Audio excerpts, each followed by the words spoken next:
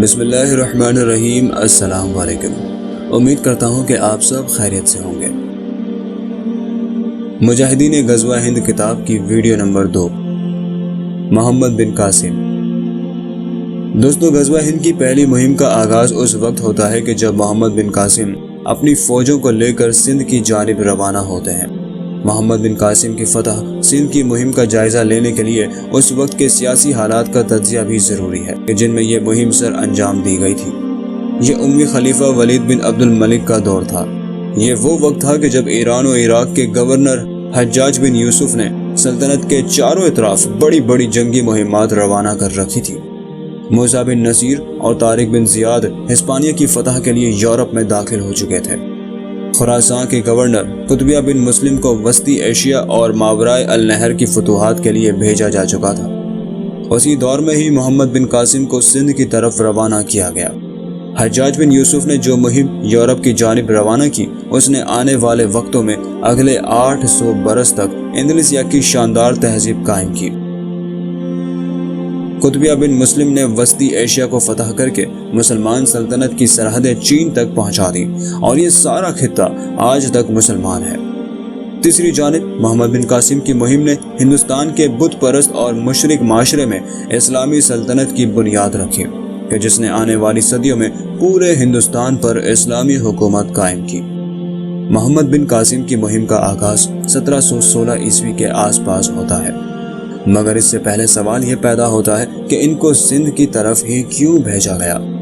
تاریخ کی عام کتابوں میں اس کا جواب صرف یہی ملتا ہے کہ راجہ داہر نے عربوں کی کچھ کشتیاں لوٹ لی تھی اور اسی کے جواب میں اس مہم کا آغاز ہوا۔ مگر حقیقت یہ ہے کہ غزوہ ہند کی اس پہلی مہم کا نقطہ آغاز تو یہ واقعہ ضرور بنا، مگر اس مہم کے لیے حالات بہت طویل عرصے سے تیار ہو رہے تھے۔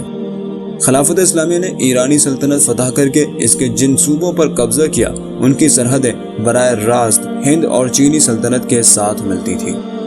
ایرانی سلطنت کے شاہی خاندان کے تمام افراد، فوج کے اعلیٰ افسران اور ان کے کچھ فوجی دستے مسلمانوں سے شکست کھا کر چین چلے گئے تھے۔ ہندوستان کے راجے مہاراجے بھی در پردہ مسلمانوں کے خلاف ایرانی سلطنت کی مدد کر رہے تھے۔ علاوہ ازیں مملکت اسلامیہ کے اندر بھی بغاوتیں برپا ہو رہی تھی، مثلاً خارجیوں کا فتنہ کہ جس کے خلاف حضرت علی رضی اللہ تعالیٰ عنہ کے وقت سے ہی مسلمان حکمران برسر پیکار تھے۔ خود حضرت علی کو بھی ایک خارجی نے ہی شہید کیا۔ گو کہ حضرت علی نے خوارج کے خلاف کئی جنگیں لڑی تھیں، مگر پھر بھی ان کا فتنہ باقی رہا۔ دوستو، چند دہائیوں کے بعد حجاج بن یوسف کو بھی خراسان میں خارجیوں کے خلاف ایک بڑی جنگی کارروائی کرنا پڑی۔ خارجیوں کی بھی ایک بڑی تعداد سلطنت ہند سے مدد لینے کے لیے بلوچستان اور مکران کی طرف سفر کر رہی تھی۔ خوارج کی ایک نشانی حدیث مبارکہ میں یہ بھی بتائی گئی ہے کہ وہ ہند کے مشرکوں سے مدد لے کر مسلمانوں کے خلاف جنگ کریں گے۔ خوارج کا یہ عمل حجاج بن یوسف کے دور میں بھی تھا اور آج 21ویں صدی میں پاکستان کی ریاست کے خلاف بھی جاری ہے۔ اس وقت بھی مشرکوں اور خوارج کا اتحاد تھا اور آج بھی یہ اتحاد قائم ہے۔ دوستو، حجاج بن یوسف کے دور میں مسلمان مشرق میں پوری ایرانی سلطنت پر قابض ہو چکے تھے۔ شمال میں بازنطینی سلطنت کے ساتھ ان کا تصادم جاری تھا، جبکہ عراق تک تمام سرحدیں مسلمانوں کے پاس تھیں اور بازنطینی سلطنت کے پاس صرف موجودہ ترکی ہی باقی رہ گیا تھا۔ شمالی افریقہ کے بعد اب اسپین بھی جلد مسلمانوں کے قبضے میں آنے والا تھا۔ جزیرہ نما عرب کی ایک جانب خلیج فارس، دوسری طرف بحیرہ احمر اور تیسری جانب بحیرہ عرب واقع ہے۔ عربوں کے اسلام لانے سے پہلے بھی ان کے تجارتی بحری جہاز سیلون، سری لنکا، مالدیپ اور چین کی جنوبی بندرگاہ کینٹون تک جایا کرتے تھے۔ شاہراہ ریشم کے جو چین سے چلا کرتی تھی، اس کا تجارتی مال یمن تک بحری جہازوں کے ذریعے لایا جاتا اور پھر یہاں سے قریش اور دیگر عرب قبائل مال لے کر شام اور یورپ تک جایا کرتے تھے۔ دوستو، عربوں کے اسلام لانے کے بعد بھی مسلمانوں کے تجارتی قافلے شام سے لے کر چین تک بری اور بحری راستوں سے سفر کیا کرتے تھے۔ تجارت کے ساتھ ساتھ تبلیغ دین بھی اب مسلمانوں کا ایک اہم ہدف تھا۔ مشرق بعید کے تمام علاقے، مثلا انڈونیشیا، ملائیشیا، فلپائن وغیرہ کہ جہاں آج کروڑوں مسلمان بستے ہیں، وہ انہی تجارتی اور تبلیغی قافلوں کے ذریعے مسلمان ہوئے۔ कोई मुसलमान फौज इन इलाकों को फतह करने के लिए कभी नहीं भेजी गई। ये तिजारती काफिले कि जो चीन से लेकर मशरिक़ वस्ता तक सफ़र करते थे, मुस्लिम तहजीब के लिए माशी शहरक की हैसियत रखते थे। अगर इस शहरक पर कोई ज़रब लगती तो इसका असर पूरी मुसलमान सल्तनत पर पड़ता।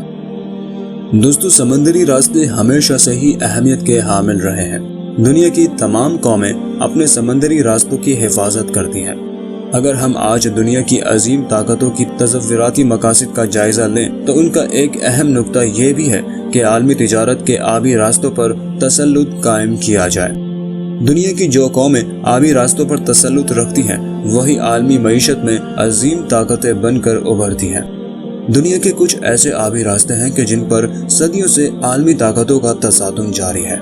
मसलन नहर सुइस, आबनाए बास्फोरस, आबनाए जबल अल तारीख, आबनाए मलाका और खलीज फारिस वगैरह।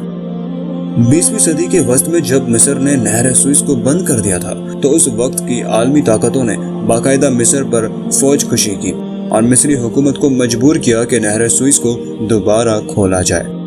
इसी तरह पहली जंग अजीम के दौरान आलमी मगरिबी ताकतों ने इस्तांबुल पर हमला कर दिया कि किस तरह आबनाए बास्फोरस को अपने कब्जे में ले सकें। इस तरह आज भी आबनाए जबल अल तारीख के दोनों इतराफ यूरोपी ताकतों ने अपना तसल्लुत कायम कर रखा है कि अफ्रीका के मुसलमान ममालिक इस अहम बहरी रास्ते पर कंट्रोल हासिल ना कर सकें। आज अमेरिका अपना बहरी बेड़ा लेकर खलीज फारिस में मौजूद है ताकि कोई मुसलमान ताकत इस पर कब्जा ना कर सके। हजारों साल से लेकर आज 21वीं सदी तक ये बात एक मुसलमान हकीकत है कि जिस कौम या कुव्वत ने भी समंदरों पर अपना तसल्लुत और कब्जा कायम किया वही पूरी दुनिया पर हुक्मरानी करती है।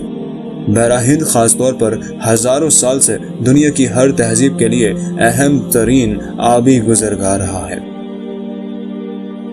दोस्तों, मोहम्मद बिन कासिम की फतह सिंध की मुहिम के वक्त शहर रेशम के दो बड़े रास्ते थे कि जहां से तिजारती काफिले चीन से बाकी दुनिया के जानिब निकलते।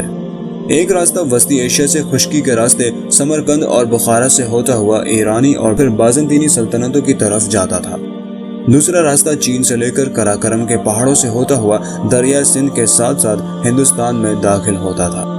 हिंदुस्तान में दरिया सिंध की बंदरगाहों से बाज़ंतीनी सल्तनत, अरब ताजिर और दुनिया के दीगर इलाकों के बहरी जहाज सामान उठाया करते थे।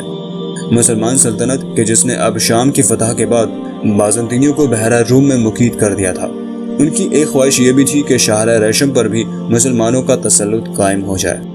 अगरचे मुसलमानों ने अपनी बंदरगाहें हिंद के जनूब में सेलून, मालदीव और चीन में बना ली थी, लेकिन अभी तक मुसलमानों को पूरी तरह शहर रेशम की तिजारत पर इख्तियार हासिल नहीं हुआ था। हिंदुस्तान के बारे में ये बात जानना जरूरी है कि उस दौर में पूरे हिंदुस्तान पर कोई वाहिद हुक्मरान हुकूमत नहीं करता था। पूरा हिंदुस्तान सैकड़ों छोटे बड़े राजाओं और महाराजाओं में तकसीम था। उस वक्त जनूबी हिंद या सिंध के वो इलाके कि जहाँ पर आज पाकिस्तान कायम है, तवाइफ अल मुलूकी का दौरा था। यहाँ छोटे मोटे राजे महाराजे थे कि जो बुनियादी तौर पर बहरी कज़ाक थे। तवाइफ अल मुलूकी और बेरारवी की वजह से कज़ाकों ने मुसलमानों के बहरी जहाज़ों और तिजारती काफिलों के लिए मुश्किलात खड़ी करना शुरू कर दी थी। दोस्तों, मोहम्मद बिन कासिम के मुहिम भेजने से कबल भी हज्जाज बिन यूसुफ ने सिंध की तरफ 2 मुहिम्मात भेजी थी कि जिनका बड़ा मकसद ये था कि ईरानी सल्तनत के बचे कुचे अनासिर के जो सिंध के हिंदू हुक्मरानों से राब्ता कर रहे हैं उनको रोका जा सके। साथ ही उन खारजियों का भी खात्मा किया जा सके कि जो हिंद के राजाओं से मदद के लिए यहाँ पहुँच रहे हैं, और साथ ही साथ बहरी कज़ाकों के खतरे से भी निपटा जा सके। इन मुहिम्मात के लिए तमाम मुसलमान सल्तनत से मदद ली गई थी। इस सिलसिले में ओमान और मकरान के मुसलमानों ने भी बहुत मदद की, मगर दोनों मुहिम्मात ही कामयाब ना हो सकी। दोस्तों, अगर सिंध की उस वक्त की दाखिली सूरत हाल का बगौर जायजा लिया जाए तो मालूम होगा कि सिंध का हुक्मरान राजा दाहिर खुद ब्राह्मण हिंदू था, मगर वहाँ बड़ी तादाद में बुद्ध मत और हिंदुओं की दूसरी जातें जैसे शौदर वगैरह भी आबाद थी कि जिनके साथ बहुत बुरा सलूक रवा रखा जाता था। अमन अमान की सूरत हाल बहुत बदतर थी और माशी और माशरती एतबार से ये इंतहाई पसमानदा इलाके थे। कोई रियासती इंतज़ामी ढांचा मौजूद ना था। गुर्बत और जहालत आम थी। बद इंतज़ामी, बदउनवानी और जुल्म सितम की वजह से इंसान हैवानों से भी बदतर जिंदगी गुजारने पर मजबूर थे, मगर ना तो उनके हुक्मरानों को कोई परवाह थी اور نہ ہی ان کے پنڈتوں کو کہ دونوں ہی طبقے رعایا کے استحصال اور خون چوسنے میں شراکت دار تھے۔ دوستوں، مسلمان اس سے قبل رومی اور ایرانی سلطنتوں کو فتح کر چکے تھے۔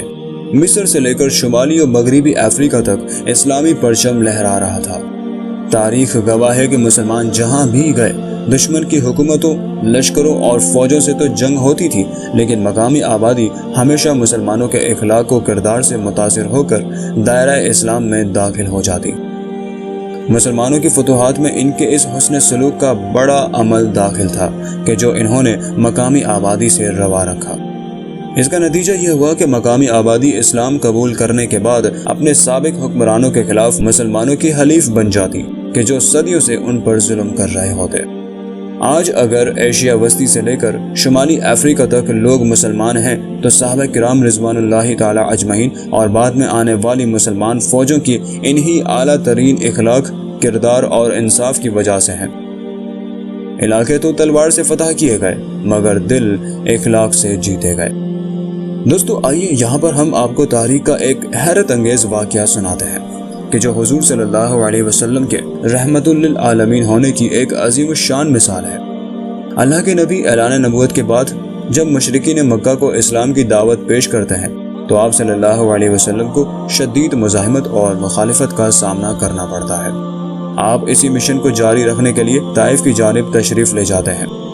اہل طائف کی جانب سے بھی رسول اللہ صلی اللہ علیہ وسلم پر شدید ظلم و ستم ڈھایا جاتا ہے۔ علاقے کے اوباش لڑکوں کو اللہ کے نبی کے پیچھے لگا دیا جاتا ہے اور اس قدر پتھر برسائے جاتے ہیں کہ اللہ کے نبی کا پورا وجود مبارک خون سے تر ہو جاتا ہے، حتیٰ کہ آپ کے نالین مبارک بھی آپ کے پاک خون سے بھیگ جاتے ہیں۔ اپنے محبوب کی اس بے بسی اور ان کے ساتھ طائف والوں کی بے ادبی کو دیکھ کر اللہ تعالیٰ بھی جلال میں آ جاتے ہیں۔ اسی وقت حضور صلی اللہ علیہ وسلم کی خدمت میں فرشتے نازل کیے جاتے ہیں کہ جو اللہ کے نبی سے اجازت طلب کرتے ہیں کہ طائف کے پہاڑوں کو آپس میں ملا دیا جائے تاکہ ان کے درمیان بسنے والی قوم تباہ و برباد ہو جائے۔ اب ذرا ماحول کا اندازہ کیجیے، اللہ کے نبی انتہائی دکھی اور غمزدہ ہیں، پورا وجود مبارک خون میں نہایا ہوا ہے۔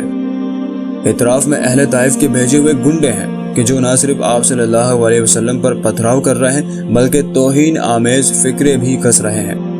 اللہ کے نبی کے پاس اب پورا اختیار موجود ہے، آپ چاہیں تو ایک لمحے میں یہ پوری قوم تباہ کی جا سکتی ہے، مگر اللہ کے نبی رحمت اور مغفرت کا معاملہ اختیار فرماتے ہیں۔ فرشتوں سے مخاطب ہو کر فرماتے ہیں کہ اس قوم کو تباہ نہ کیا جائے، کہ انشاءاللہ ان کی نسلوں سے اللہ تعالیٰ مسلمان پیدا کرے گا کہ جن سے اسلام کو تقویت حاصل ہوگی۔ اللہ کے نبی کی یہ دعا قبول کر لی جاتی ہے، اہل طائف پر سے عذاب ٹال دیا جاتا ہے اور اللہ کے نبی اس وادی سے واپس پلٹ کر مکہ مکرمہ تشریف لے جاتے ہیں۔